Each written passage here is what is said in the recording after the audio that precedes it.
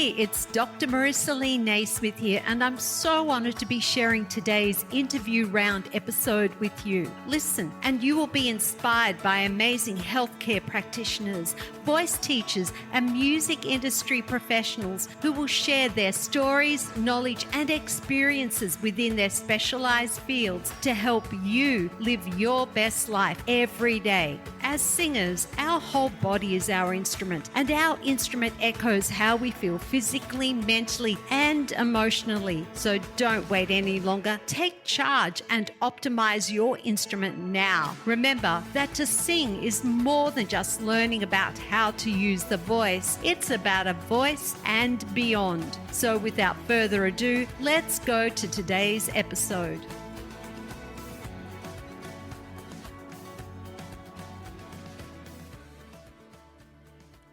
This is part 2 of my interview with the inspirational Nancy Bos. Nancy is an international speaker and clinician on singing and speech, as well as acclaimed author of a number of best-selling books, including The Teen Girls Singing Guide. She is also co-author of the book Singing Through Change, Women's Voices in Midlife, Menopause, and Beyond, which has touched the lives of many female singers who are going through perimenopause and menopause, and for those of us working with singers during that phase in their lives. Nancy speaks candidly about the female changing voice and the uncertainties women are confronted with physically, hormonally, and vocally as they enter perimenopause and menopause. Her attitude is one of preparedness and education in order for women to understand what is about to happen throughout these difficult and unpredictable stages before they actually begin to happen. Nancy also describes the various hormonal changes experienced by women as they enter perimenopause and menopause, and the most common challenges female singers will experience during this part of their lives. Nancy shares with us her mission to encourage and educate women who love to sing that they are not alone.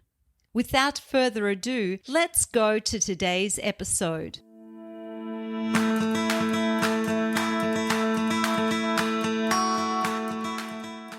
We're now going to segue into talking about menopause because some of your greatest work, or what you are most well known for, is Singing Through Change. Yeah. And thank you so much for your contribution into that field. As a woman, I truly appreciate it. But before then, you dealt with teenage girls. That was your second book. Your first book was Singing 101. Yeah. And then came the book for teenage girls. So you must have felt there was a need for these young girls to be reading something about singing.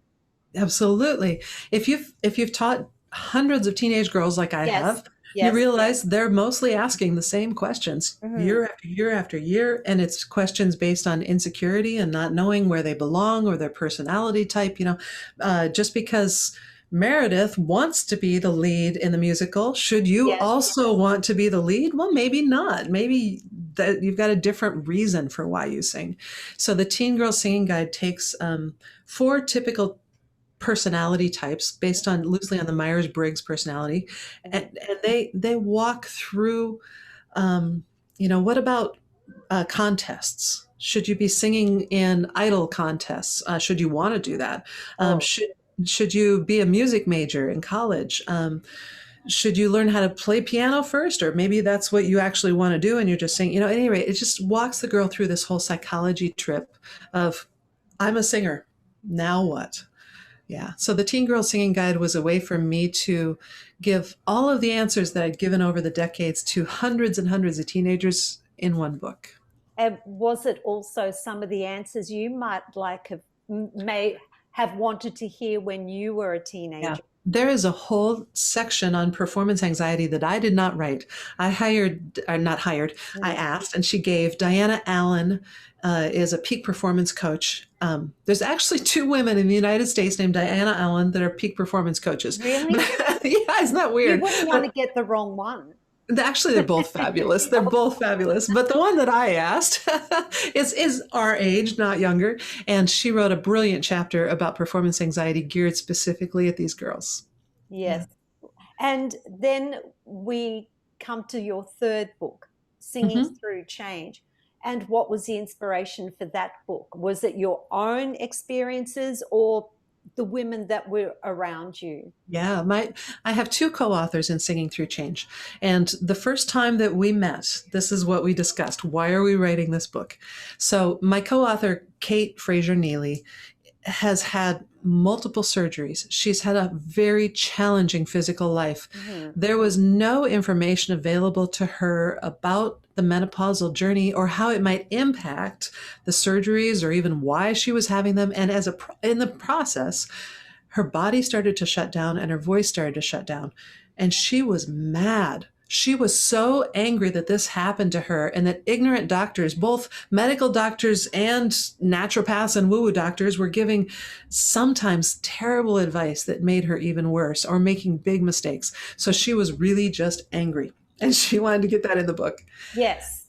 Yeah. Joanne Bozeman was the other author, and she has always had a passion for women's reproductive health and reproductive rights. In fact, she was she worked in the field of birth. She wasn't a midwife, but she was in that field, and early in her 20s, I believe. And so, just caring for women throughout their whole journey has always been a passion for her. And she loves science and deep research. And then for me, I started writing that book before I got into menopause. And what I saw was that women's voices tended to go silent sometime during midlife. There weren't very many famous singers who were females ages 50, 60, and 70. And if they were, it was a late comeback or it was a concessionary comeback. Like, yeah, I'm singing this song for the first time in 30 years, but I've dropped it by a third. I'm so embarrassed or something, and so hardly ever, except for Mavis Staples, hardly ever full of joy. And so I didn't want that to happen to me or any other woman if we could help it. So that was my impetus for working on Singing Through Change. Yes. And there's a lot of talk about menopause throughout our community. But what about perimenopause? Yeah, that's the big surprise. That was my big surprise. As someone who has been through menopause, that I was really the most emotional that I had ever been in my whole life through that period. And I didn't know that such a thing as perimenopause even existed while I was in perimenopause. Yes. And a lot of things started to change. So there was the emotional, almost instability that I would cry at a drop of a hat.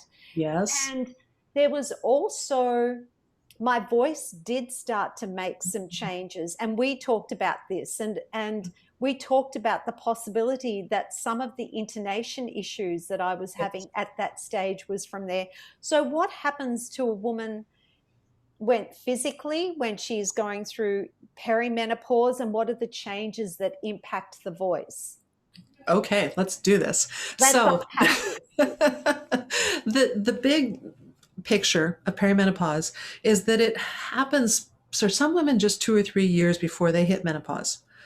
Some women, it can be 10 or more years of perimenopausal symptoms. And the reason, I know, 10 to 12 years, I've talked to women who are in their mid-30s who are experiencing these fluctuations. Now, one of what's going on is that what used to be a regular monthly pattern of estrogen and progesterone, it was just very predictable, especially if you're on the pill, every 20 to 28 days, this is how you're going to feel. Suddenly, it's just crazy. Like one day the progesterone will be high and the estrogen will be low, and the next day they may swap, and the next day it may be completely level for a month, and then bam, they both drop.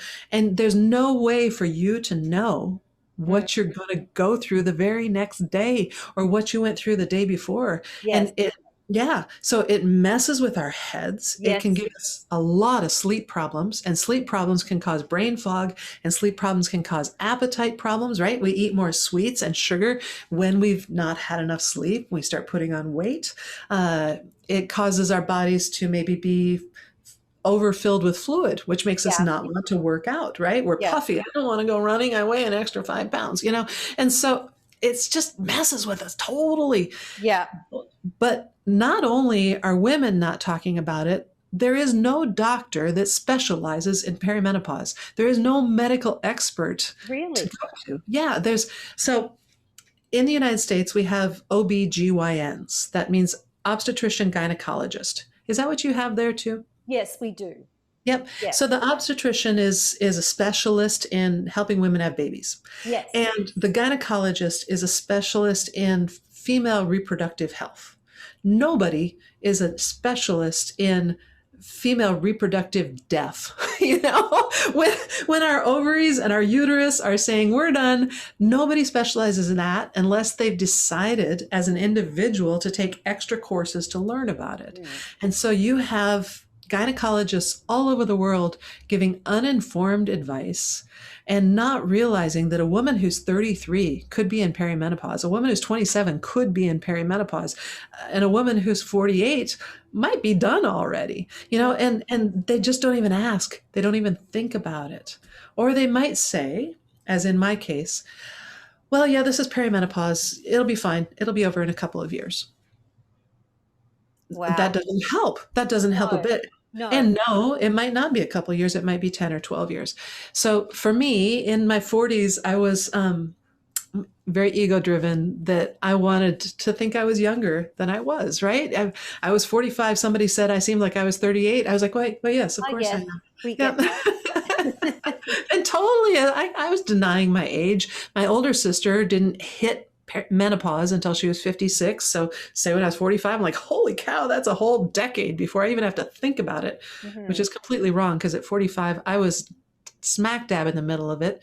And I hit menopause when I was 52. So yeah. I was done by then, well and truly. Yeah. So you asked, you were already done by then. You asked about the impact on the vocal folds. Yes. Yes. Yeah. So I'm going to go through a little bit of a list, and this list you can find on the website Singing Through Change, and there's a tab for articles, and this is the first article on there. Go put on my little old lady reading glasses. You look really smart. Oh, I've noticed all the young people are copying me, so yeah. Yes. So estrogen is wonderful for the vocal folds. It causes suppleness. It supports the glands that make the mucus on the vocal folds a consistency that our vocal folds like. It helps maintain the tone and the bulk of the vocal folds, and just like it does the skeletal muscles. And it blocks, every woman has some testosterone or androgens in her body. And as long as you've got estrogen, then that blocks any impact that the testosterone might have. And so your voice is pretty stable, and it also increases oxygen to the vocal folds and improves the blood vessels. And so when that estrogen starts roller coastering its way down and then finally ends, all those benefits go away. And what that can mean is that suddenly you have dry throat, or the mucus is gloopy instead of nice and thin. So, or you're, one thing that sneaks up on women is that they get reflux, GERD, or other things that the sphincter here at the top of the stomach isn't closing like it used to, which also happens to women after they've had babies. And so they find morning voice. If a woman says, oh, I can't sing before 10 or I can't sing before 11 in the morning, well, that's probably an acid reflux issue, which could be related to hormones. It might not be that you need to go in and have that sphincter closed. It might just be that you need to take some estrogen, and so there's direct effects, and then there's indirect effects. And sleeplessness, oh my gosh, you go try to teach an 8-hour day and then perform an opera in the evening on 4 hours of sleep, night after night after night. Yeah, that's going to take a toll. Progesterone also has impacts. And then once the estrogen is gone, and if a woman has a lot of testosterone in her body, or even a nice balance, some women have very little, they won't find much change. But other women have more testosterone, and they'll find that their voice gets a little bit lower and a little bit richer. So, yeah, those are all the incredible things. I would say, though, for the woman in perimenopause, it's the not knowing from day to day. Yes. Today, is my voice going to be swollen, or is it going to be fine, or is it going to be dry? Am I going to get any sleep tonight? I don't know. Am I going to have acid? I don't know. So, yeah. And then this is another gruesome story, but there's this terrible thing that many women experience called flooding, which is a menstrual period at its most intense, like changing your pad every hour, going on for days. Wow. And that happens to many, many women. They don't talk about it because it's a battle zone, basically. And if it happens in the case of one of my friends while she was giving a performance, then how do I get off the stage without people seeing this on my legs? Oh and my gosh. yeah, That's terrible. It's terrible. So I would say the most important thing is that any woman who's 40 years old or older, learn about perimenopause. Just pick up Singing Through Change, but pick up any book that'll talk about perimenopause, or watch some of the amazing YouTube channels now that are covering this, and arm yourself with information. It's not every woman is going to have all the symptoms. You don't have to worry about that. But every woman will have some. Yes. And you need to be ready for what might go wrong, but mostly you need to be ready to educate the people around you on how you're dealing with it and how they can help. Yeah. So is this something that can be diagnosed through a blood test?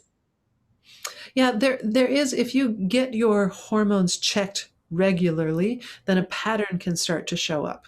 And so by regularly, I mean every month, 2 months, 3 months, you go and have your blood drawn and have these hormone levels taken. Then a pattern could start to be there. And when a woman does enter menopause, there's a definite yep, you're done. We can see that in your blood test. But it is such a roller coaster for some women with perimenopause that it's hard to say.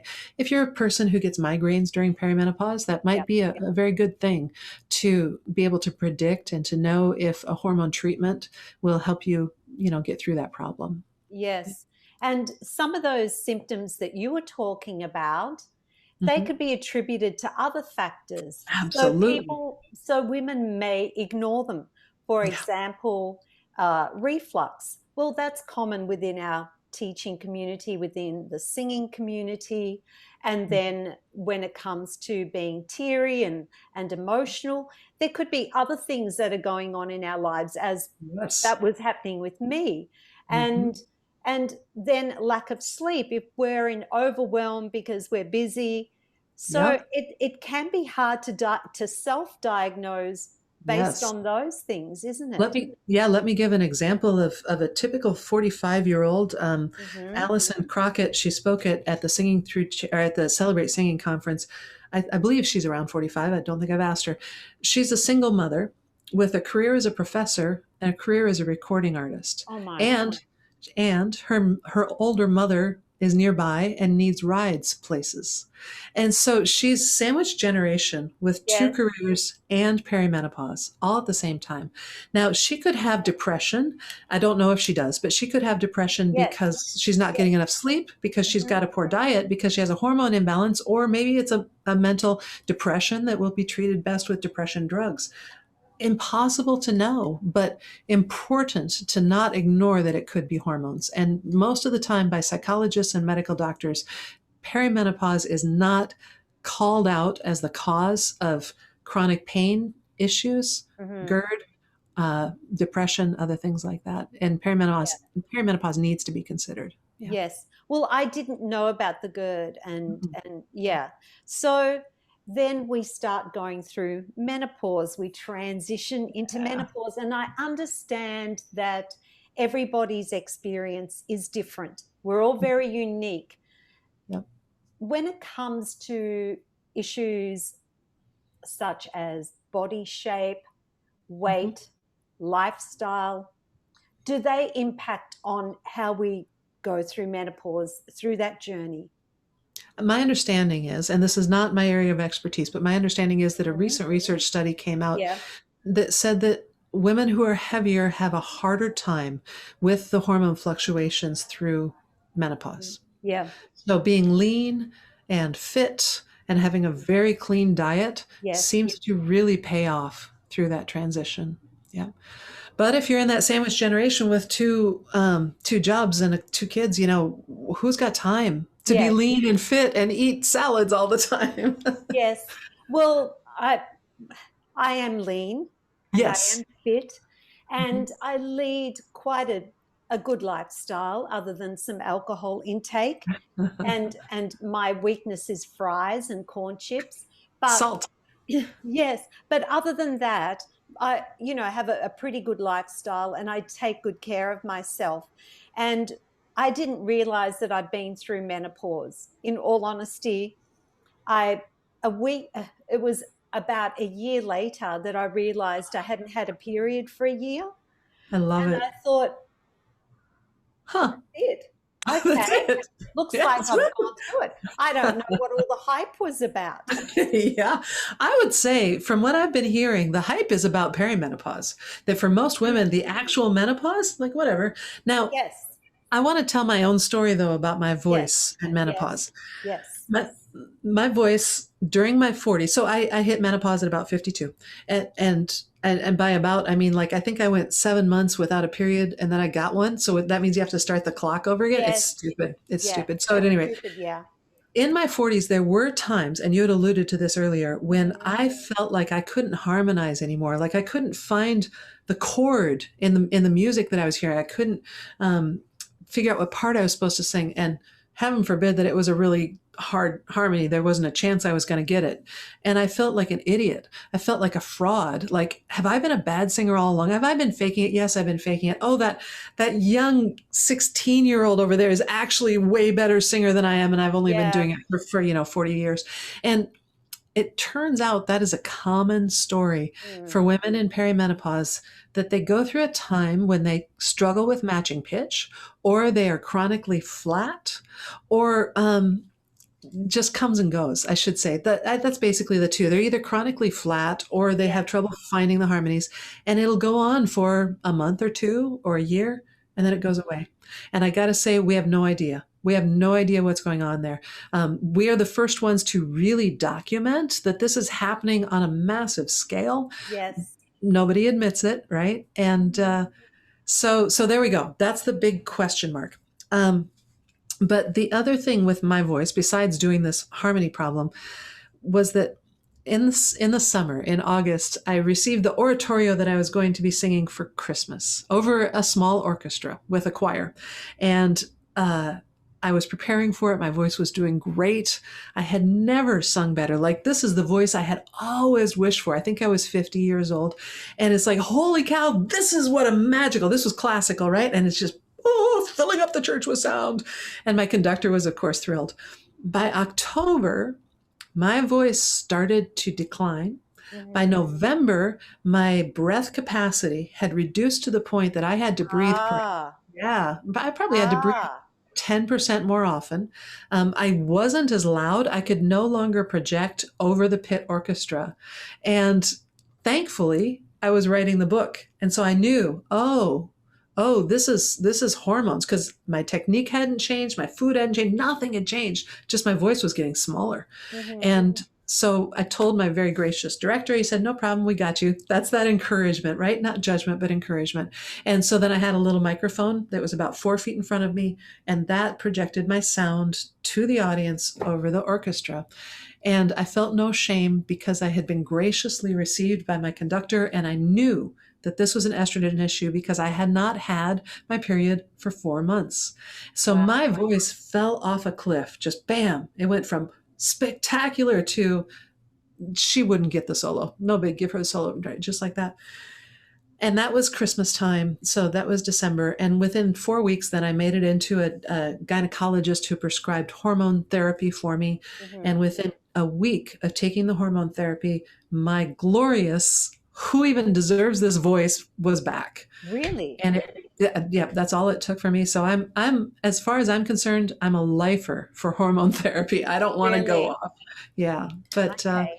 my doctor might disagree with me, but I've still got 3 more years before I have to have that fight. So Mm. Well, I didn't take any hormone therapy. yeah, Well, because as I said, by the time it was over, I didn't realize it was over. It was done. yep. But there's a couple of things that you were talking about that piqued my interest and I could actually relate to. See, I'm learning here as we go that I went to the conservatorium and started studying vocal pedagogy while I was in going through perimenopause without knowing I was going through Yeah. perimenopause.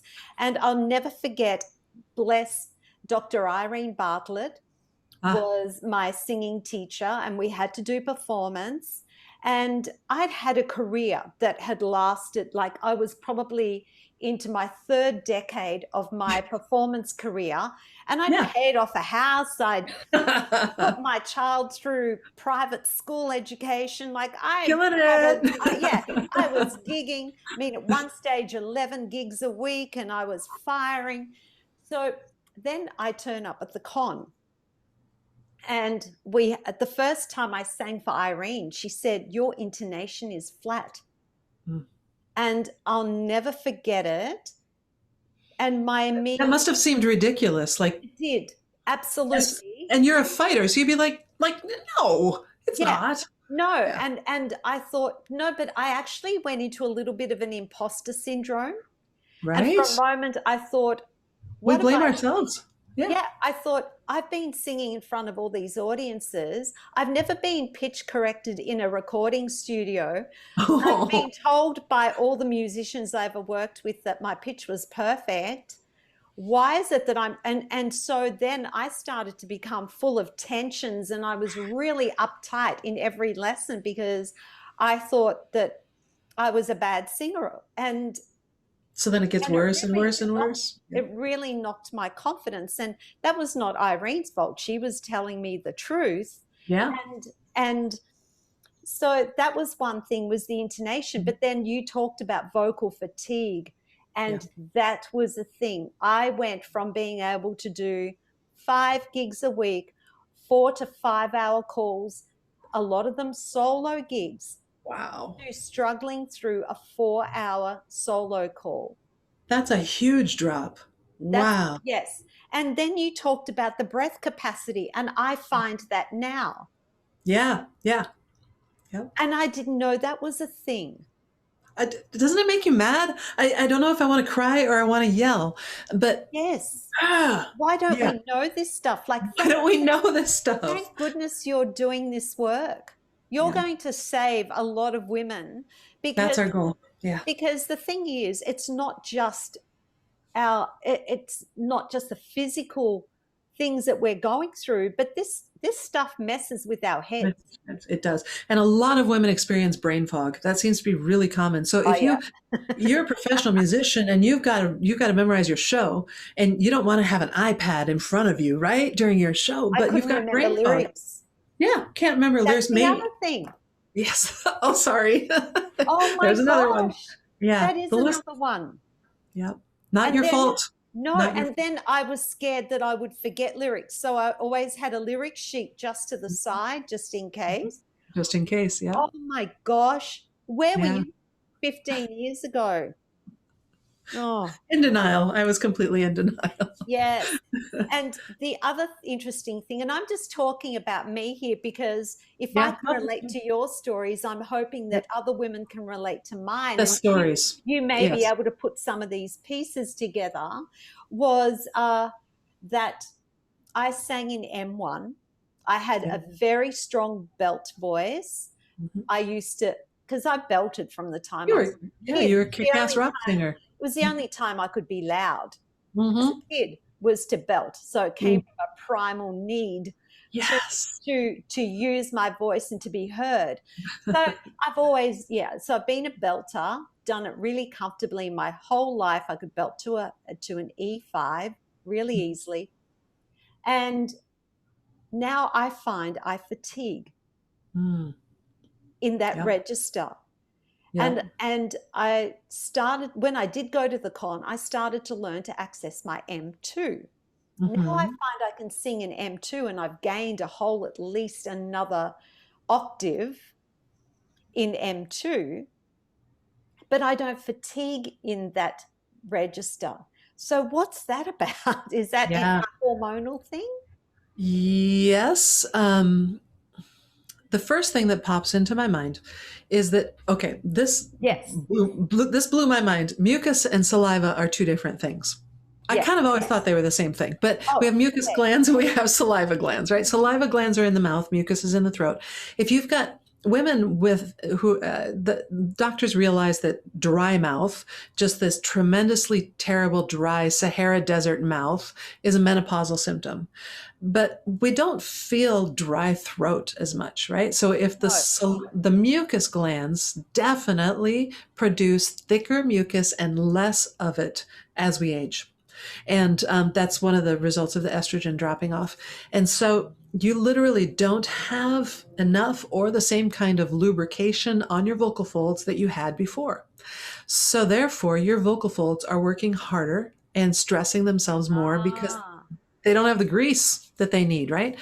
On ah, top of that, once the estrogen starts to go away, the muscle mass decreases, right? Older women have to lift weights in order to keep that muscle mass, right? And we have to lift weights with our voice. So as smart as you are about your own voice, my first advice would be to you is get that M1 back and don't let it go, mm, because that means that you're strengthening those muscles. But you might want to use a steamer before you try it, or you might want to try a product that's meant to help with that saliva production. You don't want to just go in and say, I'm going to sing. And I mean, you know that for a singer, when the voice hurts, you don't do more, right? You yes, stop. But, uh, but yeah, don't give up on it. It's a use it or lose it thing. And so unless you want definitely. it, it's not going to come back unless you work on it. It Yes, might not. Yeah. yes. And I obviously I don't do the same amount of singing that I used to as well. And it could be a little bit of that. I've lost that athleticism I'm sure. I'm sure and the that muscle masses, yeah, changed. We that found fitness. we found that some of our women, their voices got higher as they aged, and we our theory was that these were women who had demanding talking or M1 careers that they retired from, and then that those muscles just got thinner. Therefore, their voices got higher. And you found that you have more ease in your high range, and we certainly have heard some women talk about that. Mm.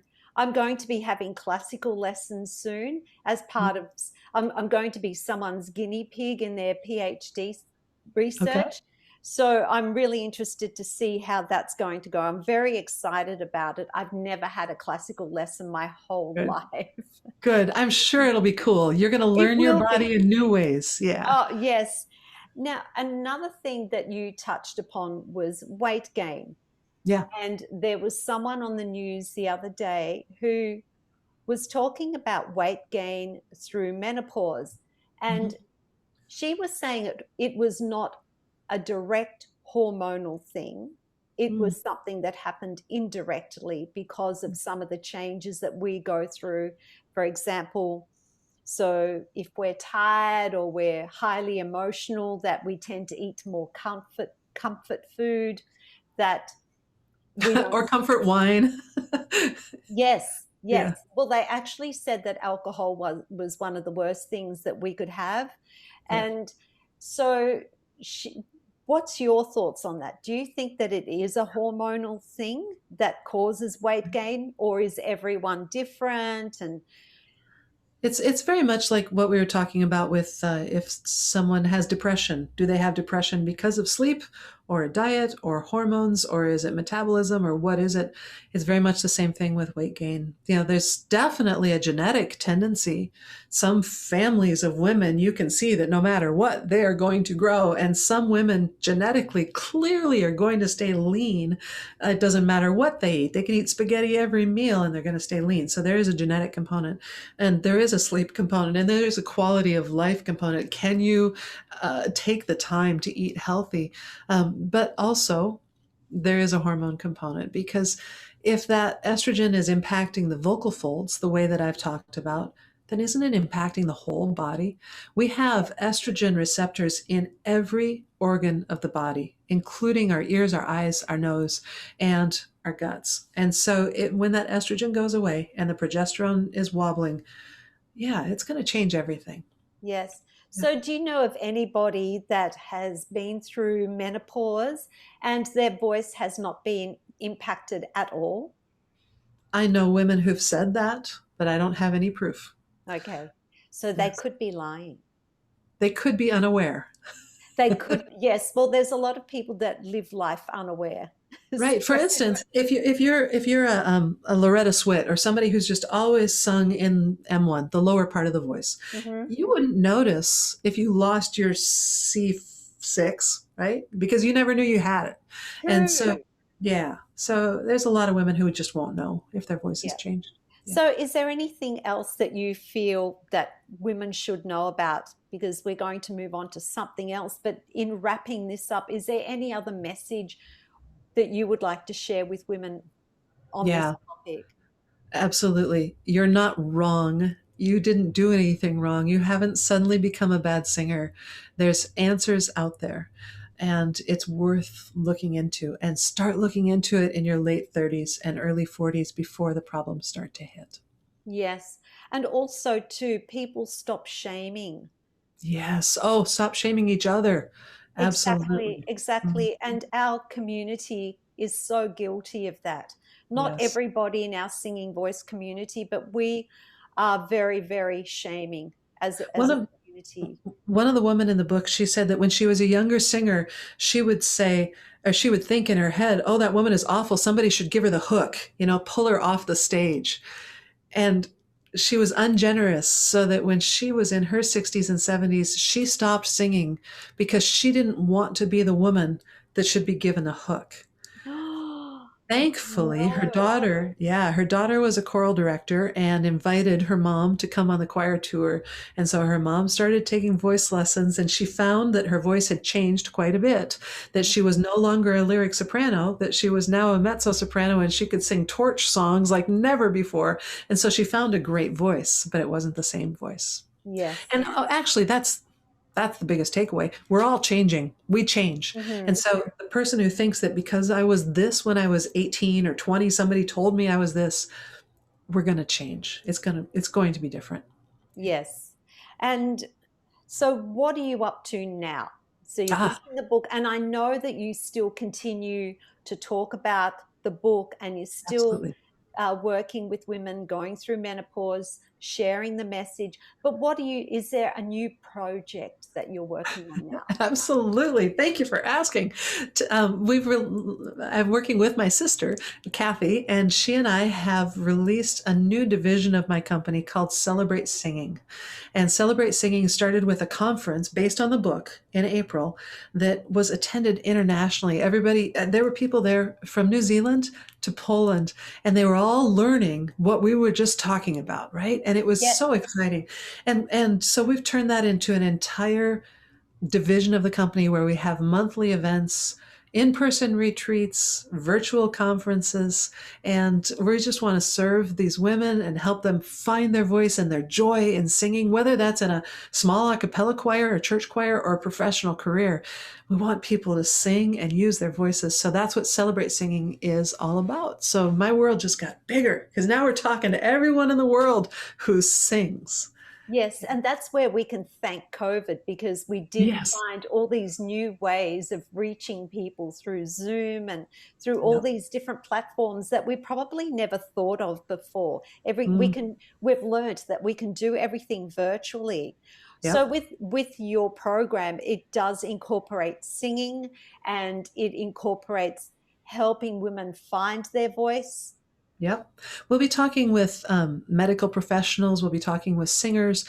We do things like yoga and meditation, and a nutritionist has been involved in our events, and Wonderful. so it's lifestyle stuff. It empowers women to realize that they're not at fault and that there are tools available. So it's providing that empowerment, providing the community, and providing the tools. Yes. And so I am going to share in the show description the link to your company, and everything and anything else that you'd like people to know about will definitely be shared through the show notes. And just wrapping up, there's a couple of things. Now, you have a podcast called Every Sing. Yes, everything. And I know that there were 50 episodes in total, 225 episode series. So what was the first series and the second series, and what happened beyond that? Yeah, what's next? Yeah, I'm a negligent podcast host. I keep putting out episodes until I'm tired of it, and then I just stop and I don't tell anybody. So shame on me. But the first 25 was me trying to discover why we sing. Why do people feel like they have to sing? And I interviewed guests from everybody from Ingo Titza, who helps people find out more about how we sing and what inspired him, which was fascinating. If you want to know why Ingo Titza is into singing, that's a great episode. Wow. But to a protest singer, to rock and roll singers and opera singers and sound engineers, and a fellow who was in the early days of creating MIDI platforms so that he could help other people sing. And we kind of figured out why people sing. We sing because it's one of our earliest forms of communication. It happens before speech. It's how we tell our story, even without words. We can tell our story through music, right? And people can receive it. And we are built to receive singing. I mean, that's what Broadway is all about. And so I know why we sing now. So then the second set, part 2, was why don't we sing more? And so it's finding that courage and that reason. It angers me that our culture has become one where only the best are allowed to sing. If you don't sing like Beyonce, just don't even bother. You know, if that's where people come in and say, oh, I can't sing, or I couldn't carry a tune in a bucket. I hate that phrase. Yeah. And it comes from comparing themselves to other singers. No. I live very close to a First Peoples group here in Washington State. And when they get together, everyone sings. And it is not a pretty sound. It's a community sound. It's a sound meant to bring them together and to share their pain and their joy. That's what singing is. Yes. Yeah. So why don't we do that more? I don't know, but I'm going to try to make sure people do. Maybe your next group of episodes or your next series could be, this is what happens when you do sing more. Yes, talking people into it. That's what I need. That's why I've quit. It's like, okay, what's next? Yes. So thank you very much for that. You could conduct a social experiment. Oh. Oy, there you go. Ooh, I'm liking this. Yes. So we come to the last couple of questions. You've been very generous with your time, and I think we're definitely going to split this into 2 episodes. There's so much to unpack. What's the best advice and your greatest piece of advice you would like to share with women today? Oh my goodness, that's it. So this is one where I have to rely on the Spirit to come through me, because I haven't thought about it. Yes. Everyone on this planet who's seeking their purpose finds that their purpose is to help, right? And it's easy enough to say, I want to help other people, but don't just settle with that. That'll make you a secretary or a hair cutter. What way are you uniquely empowered to help? Is it to help one person? Your role in this life might be to help one person get through this life with more ease. Or maybe it's to help many, many people, like what we're doing here in this podcast. Yes. But look for how you're here to help. What is your calling? Wow, I just got goosebumps. That is so powerful. So powerful and so true. So many people waste their gifts. One person who's inspired me tremendously is a man who gave his life, career, and pastime to another young man who's blind and deaf and has mobility disorders and can't communicate. Mm-hmm. And so this older gentleman has spent 30 years ushering this other young man through life. Started with him when he was 10, and now he's 35. And wow, his reason for living was to help this other person with ease through their life. And that's so inspiring to me. That's incredible. Yeah. So if you could change one thing in the world, what would that be? Yeah, that would be discrimination. Oh, yes. Yeah, anything where the core of discrimination is judgment. And I wish that there was no such thing as a judgmental person. I wish that was just gone. I have to agree with you there. Yeah, because shaming, judging, people don't realize what they're doing to other people and how they can destroy lives. Yes. With those two things. Well, Nancy, it's been such a joy. Oh my gosh. I feel like you're a sister from another life. I agree. You've gotten things out of me that nobody else has. I got to say that. I'm sorry. What's the song? Sorry, but not sorry. Yeah, sorry, not sorry. No, thank you so much. We wish you all the very best in your future endeavors. I'm sure we're going to meet. So when you do eventually come to Australia, yes, there'll be a room at my place, and yes, awesome. we will drink wine on the balcony overlooking the Pacific Ocean. We will definitely do that, and we will share with the listeners everywhere that they can find you. And yes, thank you so much for your generosity. It's truly appreciated. Thank you. Take care. Hey, I hope you enjoyed this episode of A Voice and Beyond. Now is an important time for all of us to spread positivity and empowerment in our singing voice community. It's time for you to invest in your own self-care, personal growth, and education. Use every day as an opportunity to learn and to grow so you can show up for your students feeling energized, empowered, and ready to deliver your best. Be the best role model and mentor you can possibly be, and watch your students thrive as you do. Thank you so much for listening to this episode. If you enjoyed it, please make sure to share it with a friend or a colleague who you think will be inspired by this. Copy and paste the link and share it with the people you think will enjoy listening to this show. Please share it on social media and use the hashtag #AVoiceAndBeyond. If you would like to help me, please rate and review this podcast and cheer me on by clicking the subscribe button on Apple Podcasts right now. I would love to know what it is you enjoyed the most about this episode and what was the biggest takeaway for you. I promise you there are many episodes to follow, as I'm committed to bringing you more inspiration and conversations just like this one. I'd like to finish up with my final thoughts. Remember that to sing is more than just learning how to use a voice.